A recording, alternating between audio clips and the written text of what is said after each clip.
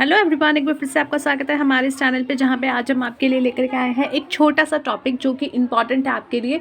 अगर आप सेल्स के बारे में पढ़ रहे हैं और प्राइसिंग स्ट्रैटेजी के बारे में पढ़ रहे हैं, तो आज का जो टॉपिक है that is resale price maintenance, जिसको बहुत ही शॉर्ट में बोला जाता है RPM। तो ये क्या होता है, इसके बारे में आज हम डिस्कस करेंगे। शॉर्ट नोट आने के बहुत ज़्यादा चांसेस है, या फिर ऑब्जेक्टिव टाइप ऑफ क्वेश्चन में इस टॉपिक को कवर करने के बहुत ज़्यादा चांसेस है। So let's start the topic. देखिए, कई बार क्या होता है, आपने देखा होगा कि जब आप शॉप पे कोई सामान लेने जाते हो, लेट सपोज मैं पार्ले जी का बिस्किट लेने गई और उसका प्राइस है 5 रुपी, तो वो मुझे हर शॉप पे 5 रुपी का ही मिलेगा। 5 से ज़्यादा कोई 6 रुपी मुझसे डिमांड नहीं करेगा, ना ही उससे कम करेगा, वो 5 रुपी ही डिमांड करेगा।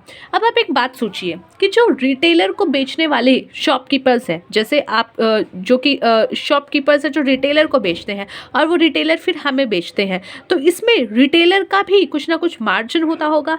साथ ही साथ उस होलसेलर का जो कि रिटेलर को सामान बेच रहा है, उसका भी कुछ मार्जिन इंक्लूड होता होगा, तभी तो वो कमाएंगे खाएंगे। तो ऐसी सिचुएशन में जो MRP कंपनी ने छाप दिया है, अब वही MRP हम कस्टमर को मिलना है।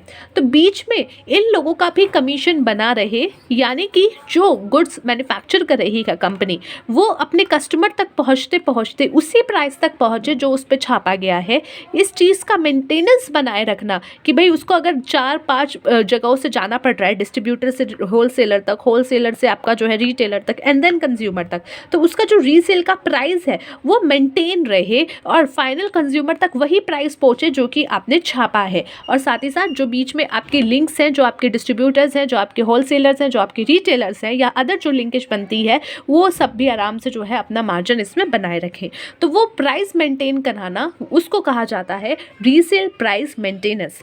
It is an earnest desire of manufacturer that their product range should be available to consumer at fixed or uniform price। ये एक क्या होता है, earnest desire होता है मैन्युफैक्चर का, जो भी चीज़ें मैन्युफैक्चर कर रहा है, कि उसका जो भी प्रोडक्ट है वो फिक्स्ड प्राइस तक पहुँचे अपने कंज्यूमर तक, यानी कि हर कंज्यूमर को फिक्स्ड प्राइस मिले।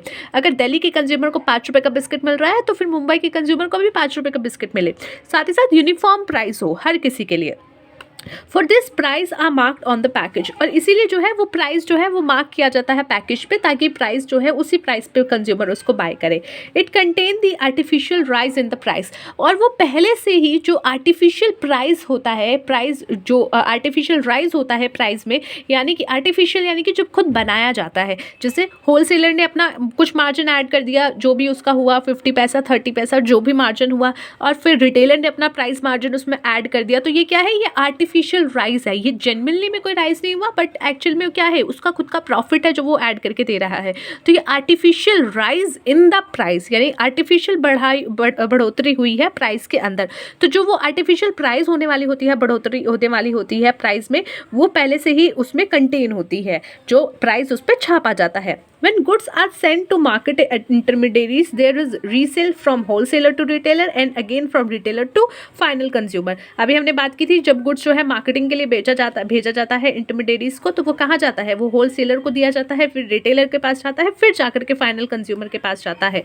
उसके बाद resale price maintenance refer to supply which is sold at one uniform price to final consumer at all retail outlets. ठीक है, तो रीसेल प्राइस मेंटेनेंस किसको बोला गया है, कि ये रेफर किया गया है सप्लाई को, जो कि क्या है, विच is sold at one uniform price, जो कि एक ही प्राइस पे दी जा रही है, एक ही यूनिफॉर्म प्राइस पे भी दी जा रही है, और किसको, फाइनल कंज्यूमर्स को, हर आउटलेट्स में। तो यानी हर आउटलेट्स में हर कंज्यूमर तक एक ही फाइनल प्राइस पहुंचे, प्राइस पे सामान बेचा जाए। तो उस चीज़ को मेंटेन करना, उस चीज़ को जो है सप्लाई उस तरीके से करना को कहा जाता है resale price maintenance.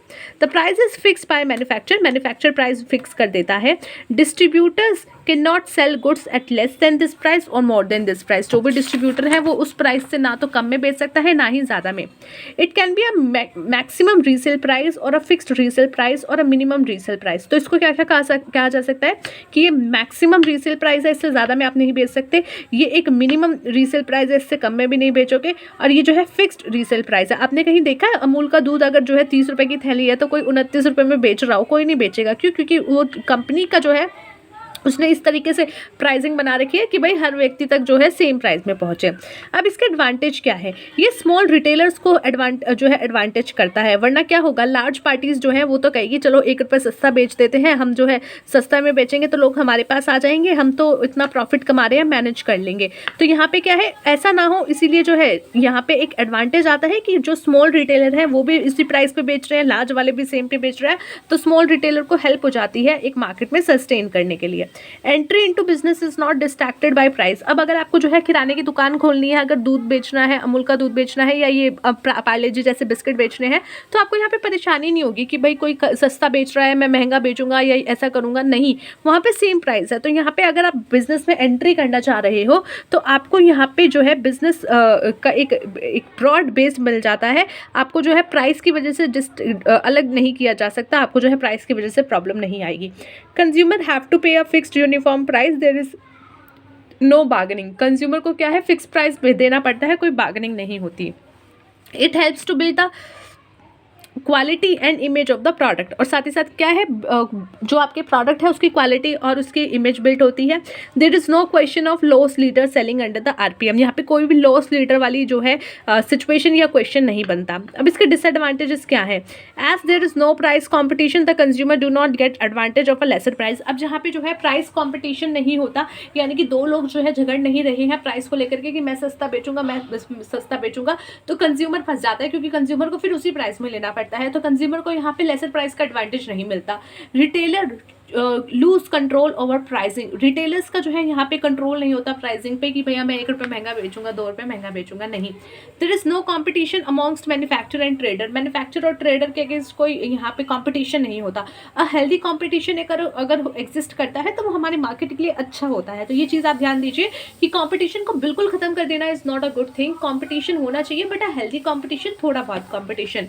It is possible to do RPM in case of branded goods only, branded goods के लिए ये पॉसिबल होता है आरपीएम करना, नॉन ब्रांडेड के लिए पॉसिबल नहीं होता। लेट्स सपोज मैंने जो है साड़ियाँ वाड़ियाँ में जो है मैन्युफैक्चर कर रही हूँ, तो अगर कोई ब्रांड है उसका तो चलो समझ आता है, पार्ले जी बिस्किट आप बेच सकते हो। मेरा ऐसा प्रोडक्ट है या कुछ ऐसा सामान है जो भी ब्रांड ही नहीं है, जिसमें मैंने एमआरपी ही नहीं छापे हैं, तो जो क्या है, जो भी सामने रिटेलर होगा वो उसको किसी भी प्राइस पे बेच सकता है। तो यहाँ पे सिर्फ और सिर्फ एक तरीके से जो ब्रांडेड गुड्स है उन्हीं के लिए ये चीज़ पॉसिबल होती है। RPM degenerate into a restrictive trade practice, ये क्या है, एक रिस्ट्रिक्टिव ट्रेड प्रैक्टिस की तरफ जो है आपको ले जाता है, डिग्रेड्स कर देता है। इन्फ्लेटेड रिटेल प्राइस में lead to exploitation of consumer, अब अगर जो है रिटेल प्राइस ज़्यादा कर दिया गया, जैसे अमूल का प्राइस बहुत ज़्यादा कर दिया गया, तो यहाँ पे एक्सप्लोशन ऑफ कंज्यूमर हो गया है। लेट्स सपोज कि जो है मदर डेयरी ने अपना प्राइस बहुत ज़्यादा बढ़ा दिया है, तो वहाँ पे क्या है, कंज्यूमर के लिए एक्सप्लोरेशन हो गया, क्योंकि उसको बाय करना ही पड़ेगा, कोई सस्ता ऑप्शन ही नहीं मिलेगा उसको उसकी जगह पे। तो इसीलिए यहाँ पे जो है एमआरपी जो आपका आरपीएम होता है वो ये ऐसे ऐसे डिसएडवांटेज भी आपके लिए साथ में लेके आता है। सो ये तो था गाइज आज का हमारा टॉपिक आरपीएम का, रीसेल जो आपका मैनेजमेंट आप करते हो, रीसेलिंग प्राइस मैनेजमेंट आप कैसे करते हो, मेंटेनेंस आप कैसे करते हो। सो मिलते हैं नेक्स्ट वीडियो में अगले टॉपिक के साथ, तब तक के लिए take care of yourself and take care of your health.